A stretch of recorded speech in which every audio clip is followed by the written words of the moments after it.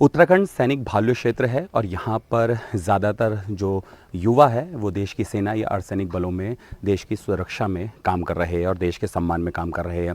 उनके सम्मान में और जो शहीद हुए उनके सम्मान में यहाँ पर सैन्य धाम बन रहा है और इसका लगभग निर्माण पूरा हो चुका है और प्रधानमंत्री नरेंद्र मोदी का ड्रीम प्रोजेक्ट था और जो लगभग पूरा होने वाला है। और यहाँ पर जो 1700 से ज़्यादा जो शहीद हुए थे उनके नाम हैं, उनके घरों के आंगन की मिट्टी है, यहाँ पर नदियों का जल है 28 नदियों का। और यहाँ पर क्या क्या नया हो रहा है, हमारे साथ सैनिक कल्याण मंत्री गणेश जोशी जी है। सर, इस सैन्य धाम में क्या विशेष रहेगा? देखिए, इसमें पूरे देश के स्मारकों का अध्ययन करने के बाद जो सबसे बेस्ट है उसको हमने करने का प्रयास किया है, क्योंकि ये धाम बन रहा है, ना कि कोई मेमोरियल बन रहा है।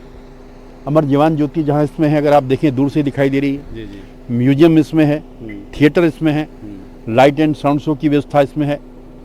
भारतीय सेना में 2 सैनिकों की पूजा होती है, बाबा हरभजन सिंह और बाबा जसवंत सिंह, उन दोनों के मंदिर इसमें हैं। इसका जो मुख्य द्वार है देश के पहले CDS जल विभिन्न राज के नाम पर है और MiG-20 टैंक्स अन्य इक्विपमेंट्स यहाँ पर हैं। और जो मैंने कहा कि सबसे बेहतर हमने करने का प्रयास किया है। और जब जिस प्रकार लोग बद्री, केदार, गंगोत्री, यमुनोत्री को देखने आते हैं, क्योंकि इसमें 1734 जो हमारे शहीद हुए हैं जी, उनके नाम पूरे अवार्ड के साथ यहाँ पर अंकित हैं। जब उसके बच्चे, उनके परिवार के लोग यहाँ पर आएंगे, उनके गांव के लोग आएंगे कि हमारा दादा का नाम यहाँ पर अंकित है, हमारे मामा का नाम अंकित है, उन्हें कितनी प्रेरणा मिलेगी।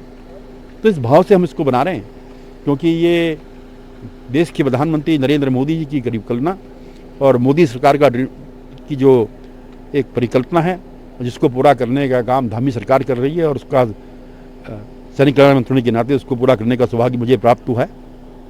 और 30 तक हम उसको पूरा कर देंगे और हमारी पूरी कोशिश हो कि प्रधानमंत्री जी के कमलों द्वारा यहाँ की वीर माताओं को, वीर नारियों को, यहाँ की जनता को समर्पित करें। सर, उत्तराखंड का नाम आता है तो धेनु भी, और उसके अलावा आता है हर घर से सैनिक।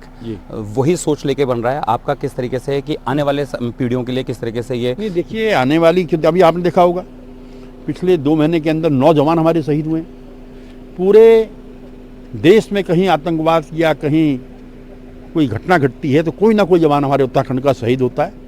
ये वीरों की भूमि है और उनके सम्मान में हम इसको बना रहे हैं। बहुत बहुत शुक्रिया। ये थे सैन्य कल्याण मंत्री गणेश जोशी, जिनका ये कहना है कि सैन्य धाम लगभग बनकर तैयार हो चुका है और ये जो सैन्य धाम है ये आने वाली पीढ़ियों के लिए एक प्रेरणा स्रोत होगा कि कैसे उनके पूर्वजों ने जो सेना में थे और जो सेना में जाना चाहते हैं नए युवा, उनके लिए प्रेरणा स्रोत होगा कि कैसे देश की रक्षा के लिए इन्होंने अपनी जान निछावर कर दी और उसी जो पद पे, यानी उसी पद पर अब ये आगे की जो पीढ़ी चलेगी।